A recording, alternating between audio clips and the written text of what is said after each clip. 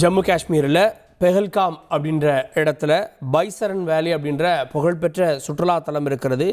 இது mini Switzerland அப்படின்னு அழைக்கப்படக்கூடிய இடத்துல இன்று மதியம் 3 மணிக்கு சுற்றுலா பயணிகளை குறிவைத்து தீவிரவாத தாக்குதல் நடந்திருக்கிறது. இதில் 20லிருந்து 25 பேர் இதுவரை உயிரிழந்திருப்பதாக தகவல். இதற்கு மத்தியில் உயர்மட்ட ஆலோசனை கூட்டத்திற்காக உள்துறை அமைச்சர் அமித்ஷா அவர்கள் விரைந்திருக்கிறார். அவர் ஜம்மு காஷ்மீருக்கு விரைந்திருக்கிறார். அவரை அங்கே இருக்கக்கூடிய அதிகாரிகள் வரவேற்கக்கூடிய காட்சிகளை பார்த்தோம்.